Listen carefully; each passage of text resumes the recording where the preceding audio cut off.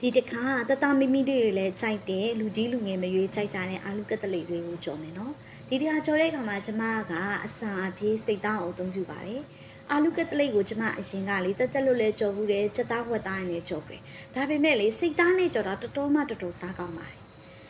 ကဲကျမတို့ကအရင်ဆုံးအာလူလေးကိုနူးအောင်ပြုတ်ပါပြီးလို့ရှိရင်အခွန်လေးတွေအားလုံးကုန်စင်အောင်ခွာပေးလိုက်ပါ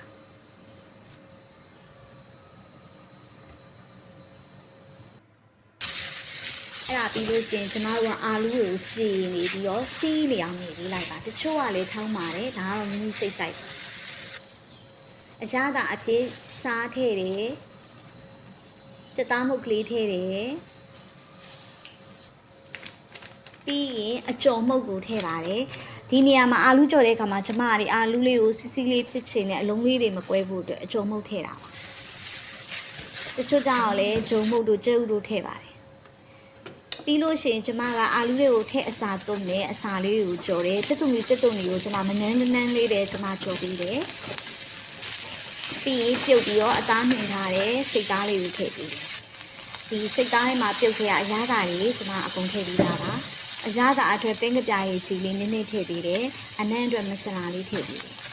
အာလူကက်တလိကလေးဒီလားငင်သွားရင်စားမကောင်းပါဘူးအဲ့တော့စားကိုတတိထားပြီးထည့်ကဲအခုတော့အာလူကက်တလိကိုစလုံးပါမယ်အာလူလေးတွေကိုကျမတို့ကအနေတော်အလုံးလေးတွေလုံးပြရှင်အထက်မှာခွက်ပုံတန်လေးလောက်ပါ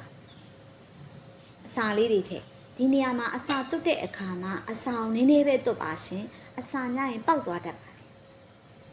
ပြီးလို့ရှိရင်ခုနာအာလူအသားလေးတွေနဲ့ကျမတို့ကပြန်ပြီးလုံးပေးလိုက်ပါစိတ်တော့ရှည်ရရင်စိတ်ရှည်ပါလေအာလူလုံးလေးတွေကလှတာစိတ်မရှည်မလှ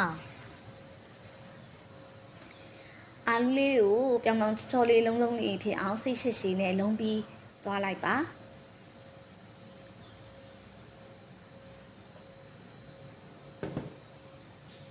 ခုအာလူလေးတွေကလည်းအကုန်လုံးပြီးသွားပြီအာလူကက်တလိတ်ကိုစားကြော်ပါတယ်အိုးလေးကိုစီများများထည့်ပါစီများရင်ပိုကောင်းပါတယ်ခုနလုံးထားတဲ့အာလူလုံးလေးတွေကိုကျမတို့ကတစ်လုံးကြီးကြီးထည့်ပေးပါဒီနေရာမှာတစ်ခုသတိထားမှာတစ်လုံးနဲ့တစ်လုံးကျမတို့ကမထိပါဘူး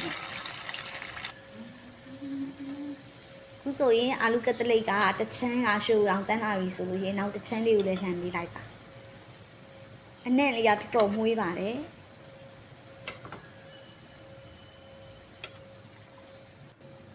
ကဲအခုဆိုရင်တတမီမီလေးတွေလည်းအရန်ကြိုက်တဲ့အာလူကက်တလိတ်ကိုအရပါပြီရှင်စိတ်သားလေးနဲ့ကြော်ရတဲ့စိတ်သားနဲ့ရဲ့မဆလာနဲ့ပြီးတော့အရန်မှုပြီးအရန်စားကောင်း